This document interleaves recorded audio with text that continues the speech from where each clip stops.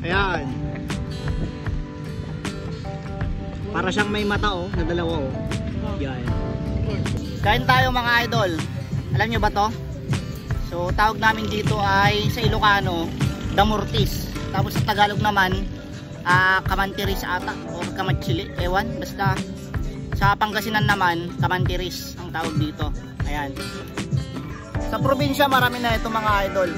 Sa shoutout sa mga kumakain na ito, napakasarap na ito, medyo matamis-tamis na may pagkapait siya yung kanyang lasa sa mga di pa nakakaalam mga idol. Sayang. Tamis niya. Sarap. Bagay ito sa suka na may asin. Tapos ang sabi ng mga matatanda, kaya na kayo tumalsik pa. Sabi ng mga matatanda mga idol, gamot daw siya sa ulcer. Nga pala, hindi siya nakakapagsalita mga idol. Sign language lang siya. Ayan. Shy type siya. Shy type sa camera. Ayan.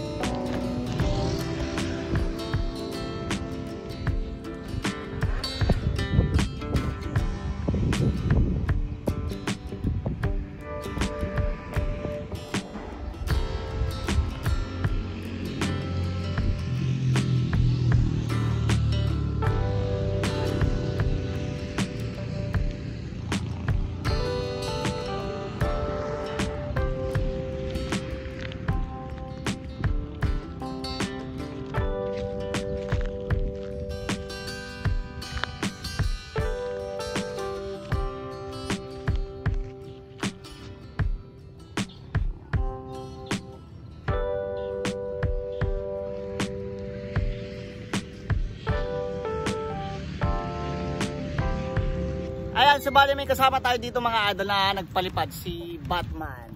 Ayun siya oh. Yan. So ang pinapalipad niya yung galing sa akin na kite fighter na matagal na to.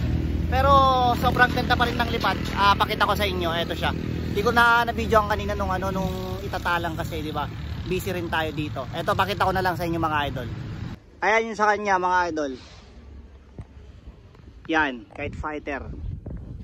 Tayo go, ganda ng lipad. Tapos yung atin, ayun siya, angas din ng lipad oh. Yan. So wala pa siyang sumba mga idol. Next time natin siya lagyan kasi kinulang ako sa kawayan kanina. Hanap pa ako ng ipang susumba ko. Gagawa ako ng bawig para dito sa ating Dipalayok mga idol.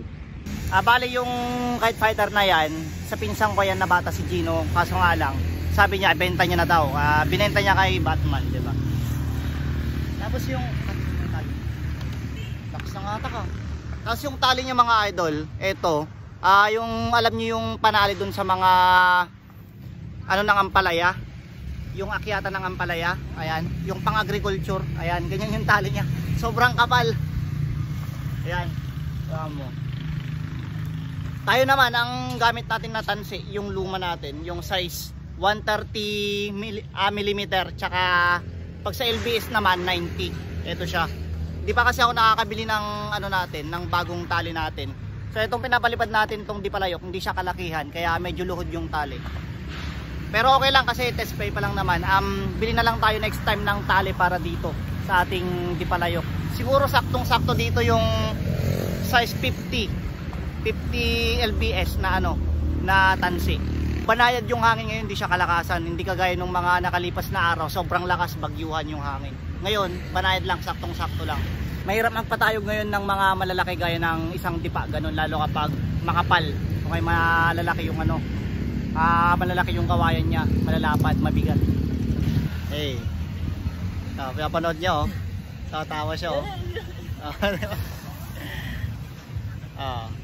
What's up? What's up, yo?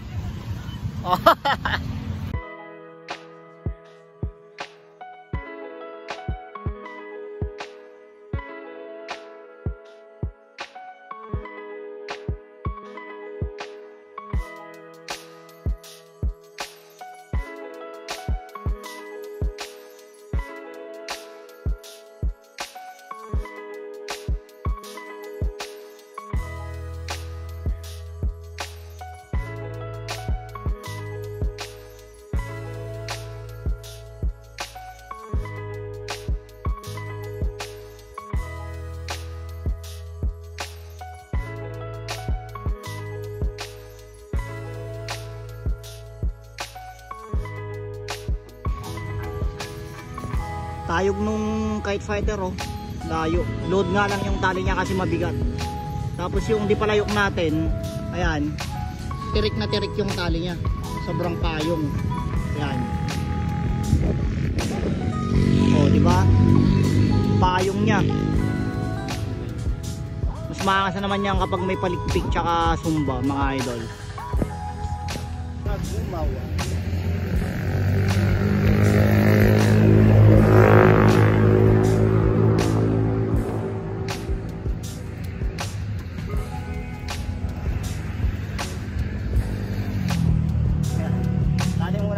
Sabit muna natin para kita yung mga awit. Ayan. Yung paliparan natin, yung dati na gilid ng kalsada, maluwag to. Ayan, dito kalsada na, dito highway. Tapos may nagbebenta ng manok dito na prito. Ayan, laki ng katawan ng kasama ko. Oh.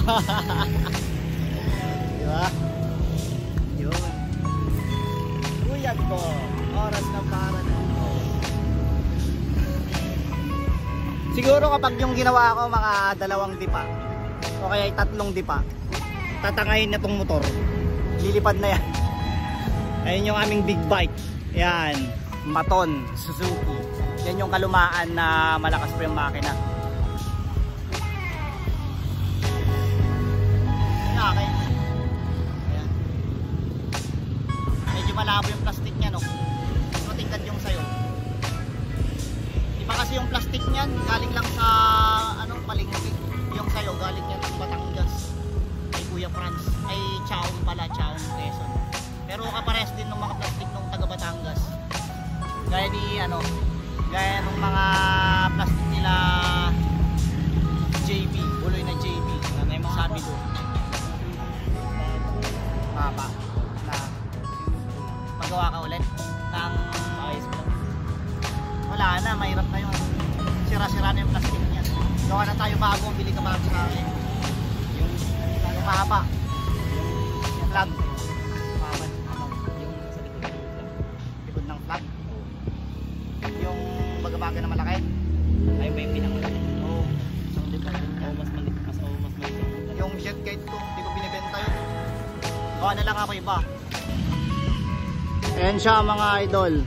Ang tayog niya medyo malabo nga lang yung kulay niya kasi yung plastic natin na binili dito sa amin ay medyo may kalabuan ng kulay. Yun yung sa kanya, yung kite fighter. Mas mapayong to pero mas mataas yung sa kanya. Yan. Angas. Kuya Doc. Oras na para gumawa. Yan. Oras na para magbaba mga idol dahil hapon na rin at ako'y may mga gagawin pa sa bahay. Dito tayo. Time lapse na lang natin yung pagbaba niya para mabilis, di ba?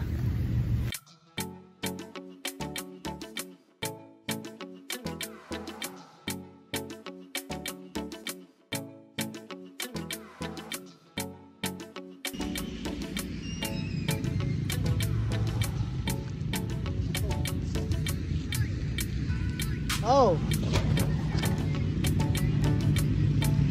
Wala.